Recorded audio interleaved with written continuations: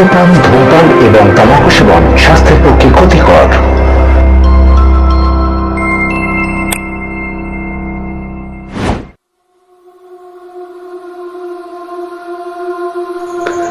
নমস্কার, আশা করি সবাই ভালো আছেন এবং সবাই সুস্থ আছেন। আমি আপনাদের প্রিয় টিকে ফিরাজ সাসপেন্স হটের পক্ষ থেকে শুভ মহালয়া ও আগমনের আন্তরিক প্রীতি এবং শুভেচ্ছা জানিয়ে শুরু করছি সুভাষ সমাজদার রচিত পুরনো কলকাতার ভুতুড়ে বাড়ি। শুরু করছি আজকের গল্প পাঠ। সুভাষ সমাজদার রচিত পুরনো কলকাতার ভুতুড়ে বাড়ি।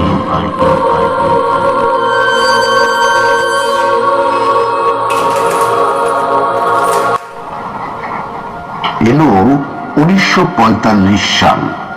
এই 20 বছরে অনেক বদলে গিয়েছে দুনিয়া। দ্বিতীয় মহাযুদ্ধের তাণ্ডব শেষ হয়েছে। অগ্নিমূল্য হয়ে গিয়েছে দৈনন্দিন জিনিস, কমে গিয়েছে মানুষের মূল্যবোধ।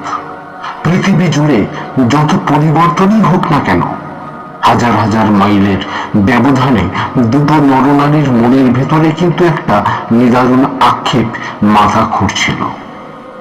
24 পরগনার ডিস্ট্রিক্ট ম্যাজিস্ট্রেটের রেসিডেন্সে পিয়ানোর সেই মেলোডির মিস্ট্রিটা আজও জানা গেল না।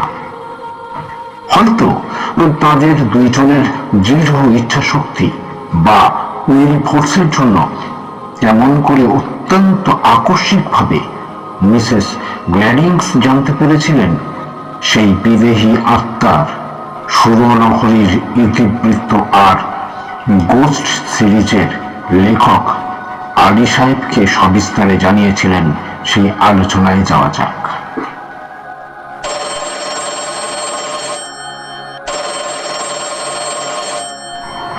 কোনো এক গ্রীষ্মের দুপুরে আলী সাহেবের পার্ক স্ট্রিটের বাড়িতে ফোন বেজে উঠল।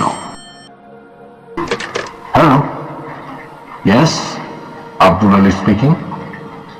Good afternoon. কে? Mrs Gladdings? Yes yes yes. ও, সেই ডিস্ট্রিক্ট ম্যাজিস্ট্রেট মিস্টার থ্যাকারের খবরেস। আরো কিছুক্ষণ কুশল প্রশ্ন বিনিময় এবং বিভিন্ন কথাবার্তার পরই রিসিভার রেখে দিয়ে বেরিয়ে পড়লেন আলী সাহেব। আলিপুরে বেকার রোডে মিসেস গ্ল্যাডিংসের জামাইয়ের বাড়িতে এলেন আলী সাহেব। বেয়ারা গিয়ে খবর পাঠাতেই তক্ষুনি এলেন মিসেস গ্ল্যাডিংস। মাথার চুলে কাশফুলের রং ধরেছে। প্রতিমার মতো সুডৌল মুখখানার রেখায় রেখায় বার্ধক্যের নির্ভুল চিহ্ন আঁকা। লন্ডন এবং কলকাতার হালচাল, পারিবারিক খবর এবং নানা প্রসঙ্গে কিছু খুচরো খুচরো আলাপের পর হঠাৎ আলী সাহেবের খুব কাছে ঘন হয়ে বসে মিসেস গ্ল্যাডিংস বললেন, ডিএমআরওর বাংলোয় আর কখনো গিয়েছিলেন নাকি? না ম্যাডাম, ম্যাজিস্ট্রেট সাহেবের রেসিডেন্সে কি যখন তখন হঠাৎ করে যাওয়া যায়? আপনি কি সেই ফ্যান্টম পিয়ানো মিউজিকের স্টোরি লিখে ফেলেছেন? না, কি করে লিখব? নিশ্চয়ই তো জানতেই পারিনি। একটু থেমে আলী সাহেব বললেন, ওই বাংলোয় কোনো সময় কোনো মিউজিশিয়ান ছিলেন কিনা? তাকে হাতের ইশারায় থেমে যেতে বললেন গ্ল্যাডিংস। কিন্তু কেমন যেন গম্ভীর ও কঠোর হয়ে উঠল তার মুখখানা। একটা কথাও বললেন না, শুধু মাথাটা নিচু করে দুহাত নেড়ে বুকে ক্রসের মুদ্রা এঁকে ফিসফিসিয়ে বললেন, আমেন আমেন আমেন আমেন। কয়েক মুহূর্ত কি ভেবে আবার বললেন, সবই তো লর্ড যিশুর ইচ্ছেতেই হচ্ছে। কি হয়েছে? আপনার সঙ্গে আবার দেখা হবে বলেই হয়তো একেবারে মিরাকেলি পিয়ানোর সেই মেলোডি মিস্ট্রিটা জানতে পেরেছি। স্ট্রেঞ্জ, তাই নাকি? কি ব্যাপার? কি সেই রহস্য? কোনো কথাই বললেন না গ্ল্যাডিংস। বিষণ্ণতার ছায়া থমথম করতে লাগলো তার মুখে। আলী সাহেবের মনে হলো 20 বছর আগের দুর্যোগপূর্ণ রাত্রিতে সেই ভয়াবহ দুঃস্মৃতির ভেতরে মগ্ন হয়ে গিয়েছেন মিসেস গ্ল্যাডিংস। কেমন নিভু নিভু গলায় বললেন, জানেন আলী সাহেব, আমি যদি জানতাম যে সেই পিয়ানোর আড়ালে ওই রকম মর্মান্তিক একটা ট্র্যাজেডি হিস্ট্রি আছে, তাহলে আমি কখনো সুরের শিল্পীকে দেখার জন্য সেই রাত্রে বৃষ্টি মাথায় করে জঙ্গল ভেঙে ছুটতাম না। পিয়ানোর ট্র্যাজেডি ম্যাডাম, সেটা কেমন করে জানলেন? সে অনেক কথা। চোখ দুটো জানালার বাইরে ছড়িয়ে দিয়ে যেন কোনো দুঃস্বপ্নের ঘোরে বিড়বিড় করে বললেন গ্ল্যাডিংস, সবকিছু সবকিছুই কেমন আশ্চর্য মনে হয়। আলী সাহেবের মনটা কৌতূহলে চিনচিন করে জ্বলে যাচ্ছে। মিসেস গ্ল্যাডিংসের আত্মমগ্ন ভাবটাকে বিঘ্নিত করে কোন প্রশ্ন করব না করেও বললেন, কি খুব আশ্চর্য মনে হয় মিসেস গ্ল্যাডিংস? কি আবার সেই 20 বছর আগে যা দেখেছিলাম ডিএমআর এর বাংলোতে, আর বিলেতে যা শুনেছি সেই পিয়ানো সম্বন্ধে। আমার তো বেশ স্পষ্ট মনে আছে, আপনি প্রথমে একদিন চাঁদনি রাত্রে কার একটা কান্নার আওয়াজ শুনে নিচে নেমে এসে দেখেছিলেন। আলী সাহেব সূত্র ধরিয়ে দিতে চেষ্টা করলেন। সেই সবসময় বন্ধ থাকা ঘরটায় এক রমণীর ছায়ামূর্তি টেবিলের মতো কি একটা জড়িয়ে। অ্যান্ড্রু ল্যাংয়ের লেখা ড্রিমস অ্যান্ড ঘোস্ট বইটি পড়া আছে আলী সাহেব? হঠাৎ বাধা দিয়ে বললেন মিসেস গ্ল্যাডিংস। আলী সাহেব মাথা ঝাঁকালেন। তত্ত্ববিদ ল্যাং সাহেব এই বইতে তার একটা আশ্চর্য অভিজ্ঞতার কথা বলেছেন।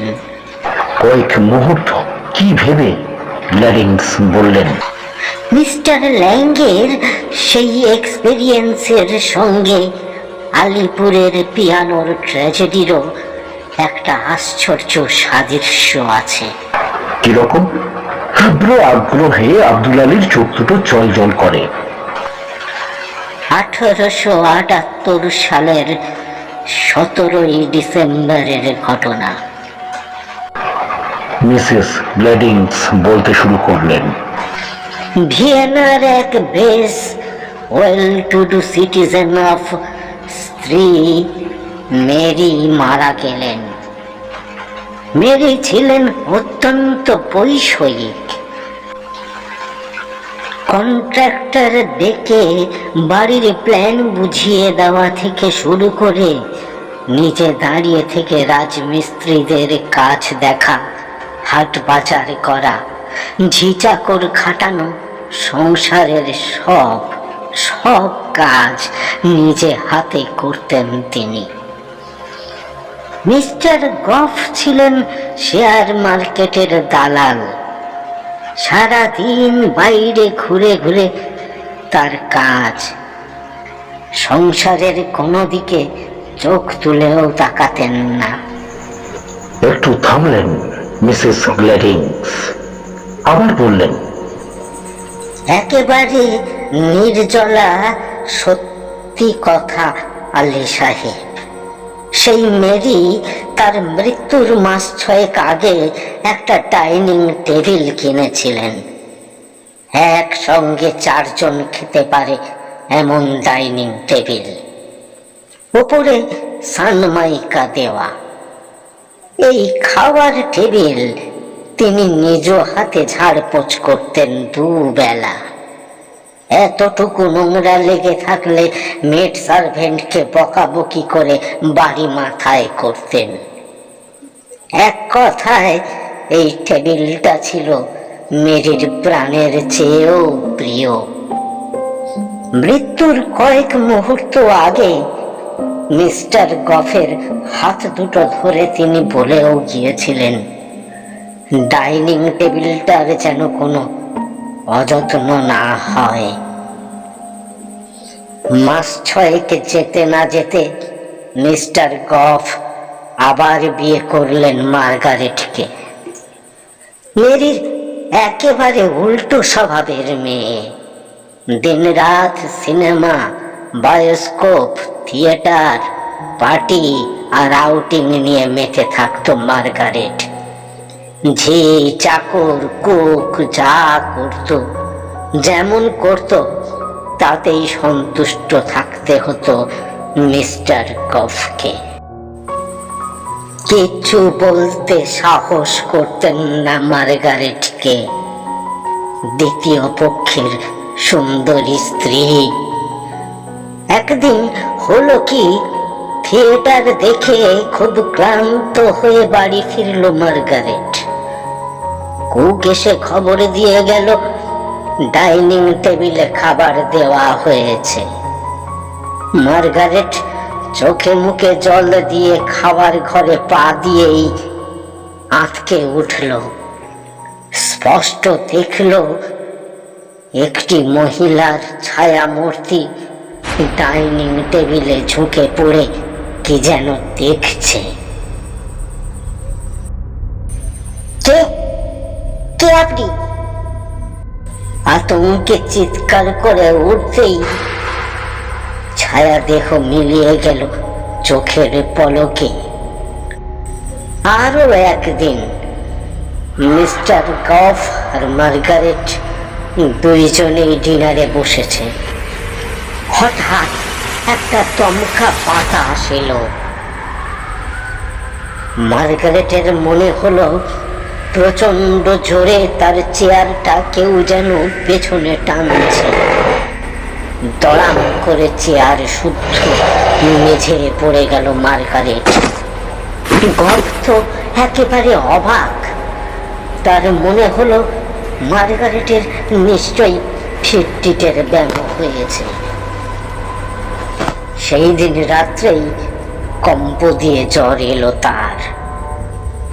1.5 মাস ধরে কত চিকিৎসা হলো, কত বড় বড় ডাক্তার এলো, কিন্তু কিছুতেই কিছু হলো না। পাড়ার কয়েকজন বৃদ্ধের পরামর্শে জন গফ এলেন স্পিরিচুয়ালিস্ট অ্যান্ড্রু ল্যাংয়ের কাছে। সব বৃত্তান্ত বললেন গফ। মিস্টার ল্যাং এলেন। পেশেন্টকে কিছুক্ষণ দেখেই হঠাৎ চেয়ার ছেড়ে উঠে দাঁড়ালেন। মেঝে হাঁটু গেড়ে বসে করুণ মিনতি জানিয়ে মৃতা মেরির উদ্দেশ্যে বললেন, আপনার এই সংসার, স্বামী, আপনার এই বাড়ির প্রতিটি জিনিস, আপনার ওই ডাইনিং টেবিলটা খুব প্রিয় জানি, কিন্তু সংসারের তুচ্ছ এসব জিনিসের প্রতি আপনার এত অ্যাটাচমেন্ট কেন? এই জন্যেই নিজেও শান্তি পাচ্ছেন না, যেমন তেমনি ওরাও শান্তি পাচ্ছেন না।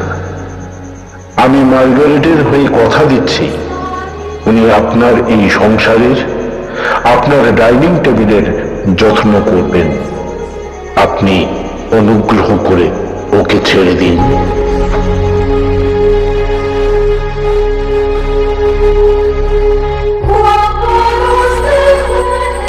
পরের দিনই জ্বর ছেড়ে গেল মার্গারেটের। প্রতিদিন সে নিজের হাতে ডাইনিং টেবিলটা ক্লিন করত। আর কোনোদিন জন গফের বাড়িতে কোনো উপদ্রব হয়নি।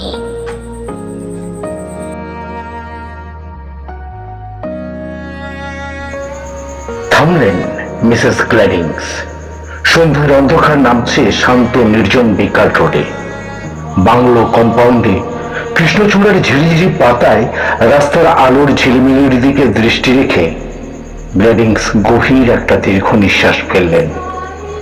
খুব আস্তে আস্তে বললেন, এই ঘটনার বৃত্তান্ত কথা লিখে মিস্টার ল্যাং মন্তব্য করেছেন, মৃত্যুর পর স্থূলদেহ ধ্বংস হলেও আনস্যাটিসফাইড ডিজায়ার অর্থাৎ অতৃপ্ত বাসনা এবং কামনায় ভরা সোল কিছুতেই পার্থিব জীবনের মায়া কাটাতে পারে না।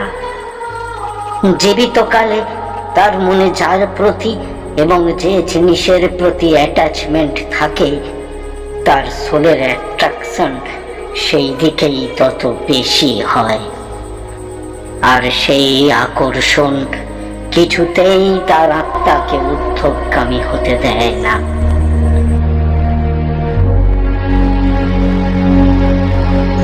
একটু থেমে বাইরে আসন্ন রাত্রির রঙে মলিন হয়ে আসা আকাশের দিকে তাকিয়ে ধীরে ধীরে আবার বললেন গ্ল্যাডিংস, ঠিক এই রকমই একটা ঘটনা জড়িয়ে রয়েছে ডিএম এর বাংলোর সেই পিয়ানোর সঙ্গে।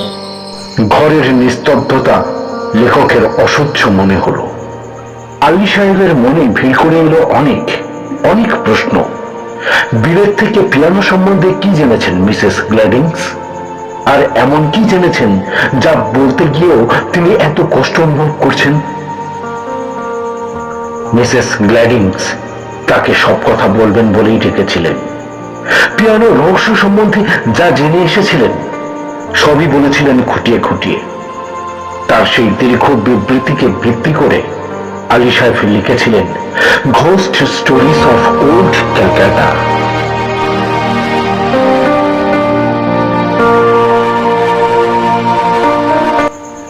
উনিশশো 27 সালের প্রথম দিকে থ্যাকারের সঙ্গে বিলেতে ফিরে যাওয়ার ঠিক 12 বছর পরে, যখন মিসেস গ্ল্যাডিংস এর মনে পিয়ানোর সেই দুঃস্মৃতিটা প্রায় ফিকে হয়ে এসেছে, এমন সময় তিনি জানতে পেরেছিলেন নিশীথ রাত্রির সেই সুরলহরীর বিস্ময়কর ইতিহাস। একদিন একটা চিঠি পেলেন গ্ল্যাডিংস। তার সুদূর বাল্যকালের এক বান্ধবী মিসেস এলারটন লিখেছেন, লন্ডনে যে কোনো মুহূর্তে বোম্বিং হতে পারে। তখন দ্বিতীয় মহাযুদ্ধ সবে শুরু হয়েছে। তুমি এখানে আমার কান্ট্রি হাউসে চলে এসো, এখানে খুব আরামে ও নিরাপদে থাকবে। বোমার ভয়ে লন্ডন ছেড়ে কোথায় যাওয়া যায় ভেবে দিশেহারা হয়ে উঠেছিলেন মিসেস গ্ল্যাডিংস। অতএব সাদর আমন্ত্রণটা প্রত্যাখ্যান করলেন না। লন্ডন থেকে অনেক অনেক দূরে, প্রায় আয়ারল্যান্ডের সীমানায় এক বর্ধিষ্ণু গ্রাম গ্ল্যামোর গ্যানশায়ারে মিসেস এলারটনের বাড়িতে এলেন গ্ল্যাডিংস। বাড়ির কম্পাউন্ডে পা দিতেই এলারটনের উচ্ছ্বসিত কলরব শোনা গেল। কি রে, এসেছিস? আয় আয়, পথে কোনো কষ্ট হয়নি তো ভাই? দীর্ঘদিনের ব্যবধানে অন্তরঙ্গ দুই বন্ধুর সঙ্গে দেখা হলে যা হয়, যা হয়ে থাকে, পুরো একটা সপ্তাহ যেন খুশির হাওয়ায় শরতের হালকা মেঘের মতো উড়ে গেল। একদিন দুই বন্ধু বাগানে বেড়াচ্ছেন। শীতের সকালের হলদে রোদের পুকুর পরে মাথায় দোলাচ্ছে রাশি রাশি ডালিয়া। সারি সারি ফার্মের ঝিরিঝিরি পাতায় পাতায় ভোরের বাতাস আকুলি বিকুলি করছে। শিশিরে ভেজা ঘন বেগুনি রঙের ক্রিসেন্থি মামগুলোর দিকে দৃষ্টি রেখে হঠাৎ গ্ল্যাডিংস বললেন, আচ্ছা এলারটন, তোদের বাড়িটা মিডিয়াভেল পিরিয়ডের একটা ক্যাসেলের মতো কেন রে? কোনো কথা বললেন না এলারটন, শুধু চোখ দুটো ছড়িয়ে দিলেন সত্যি মধ্যযুগীয় দুর্গের মতো অদ্ভুত বাড়িটার দিকে। বেশ উঁচু একটা টিলার উপরে রক্তবর্ণ পাথরে তৈরি প্রাসাদের চারিদিকে উঁচু প্রাচীর।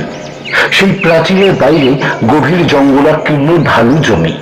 মনে হয় একদা এই প্রাসাদকে বেষ্টন করেছিল পরীক্ষা। আরো কয়েক মুহূর্ত কি যেন চিন্তা করে অস্ফুট স্বরে বললেন, তুই তো জানিস উনি মানে মিস্টার এলারটন ছিলেন ব্যারেনের বংশধর। এটা ওদের পৈতৃক। আচ্ছা, কতদিনের পুরনো হবে এই বাড়িটা? কম করে 200 বছর তো হবেই। দূরে, বহু দূরে কুয়াশায় ঝাপসা পেছন্ন পাহাড়গুলোর দিকে দৃষ্টি রেখে আস্তে আস্তে বললেন ইলারটন। পুরনো কালের মস্ত এই বাড়িটা যেন হাঁ করে গিলে খেতে আসে। একটু থেমে আবার বললেন, রাত্রে কেমন ভয় ভয় করে। ভয় কেন? 7 দিন তো থাকলাম, রাত্রে তো তেমন কিছু দেখিনি তো। কোনো কথা বললেন না ইলারটন। নিঃশব্দে তার শুকনো ঠোঁটের কোণে একটা হাসির আভা জেগে উঠল, কিন্তু কয়েক মুহূর্ত পরই কেন যেন গম্ভীর হয়ে গেলেন। আচমকা কিছু মনে পড়ে গিয়েছে এমন করে বললেন ইলারটন, আজ কি বার রে গ্ল্যাডিন্স? কেন বুধবার? তারিখ 23শে ডিসেম্বর 1939 সাল। বিস্মিত হয়ে গ্ল্যাডিন্স বললেন, কেন বলতো তুই সন তারিখের হিসাব নিচ্ছিস? কোনো কথা বললেন না ইলারটন। আঙুলের কর গুনে গুনে কি যেন হিসাব করলেন, তারপর যেন অনেক অনেক দূর থেকে বললেন, আজ আজ রাত্রেই তো তিনি আসবেন। কে কে আসবে? কার কথা বলছিস তুই? বিস্ময়ের যন্ত্রণায় গ্ল্যাডিন্সের চোখ দুটো ছটফট করতে লাগলো। একটা কথাও বললেন না ইলারটন। বলতে চাইলেন না, হয়তোবা বলতে গিয়েও পারলেন না।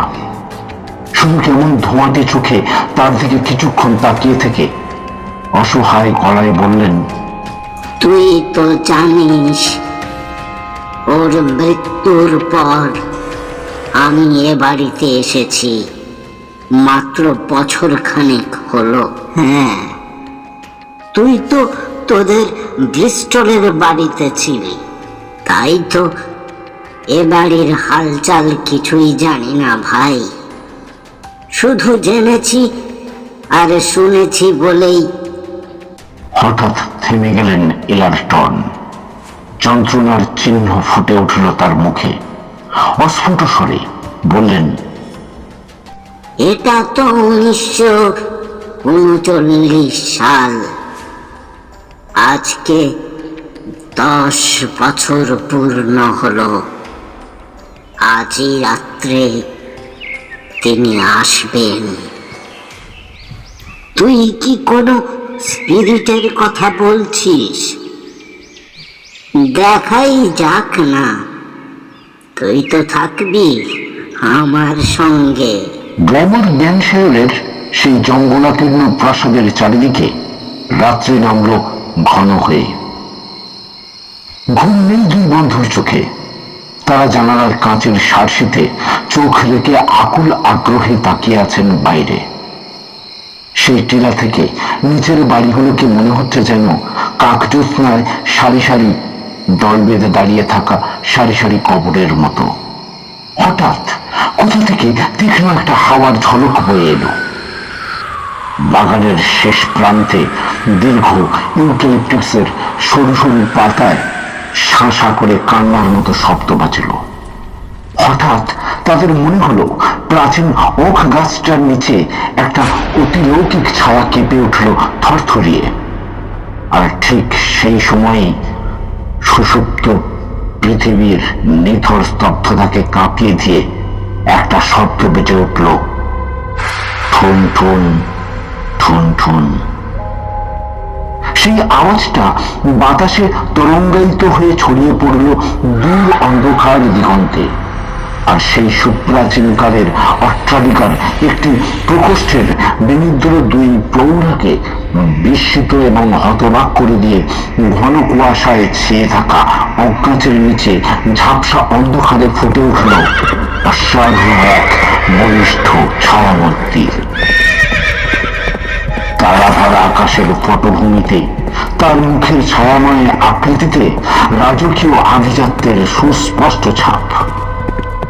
অস্পষ্ট ঘষা ঘষা ছবির মতো এঁকে এঁকে পরিস্ফুট হয়ে উঠল তার অনুচরদের ছায়াদেহ। সেই নিশীথ রাত্রির বুক জোড়া কুয়াশার ভেতরে জ্বলন্ত রক্তের ছিটের মতো জ্বলে উঠল একটি মশাল। আর সেই মশালের আলোয় রহস্যময় রাজপুরুষের নেতৃত্বে শুরু হলো তার অনুগামীদের শোভাযাত্রা। ছায়াবাজির এক বিশাল জটলার মতো সেই মিছিল প্রধান তোরণ দিয়ে বেরিয়ে ধীর পদক্ষেপে প্রাসাদ পরিক্রমা করেই বাগানেরই গাছগাছালির ঝুপসি অন্ধকারে মিলিয়ে গেল। কি আশ্চর্য! এরা কারা?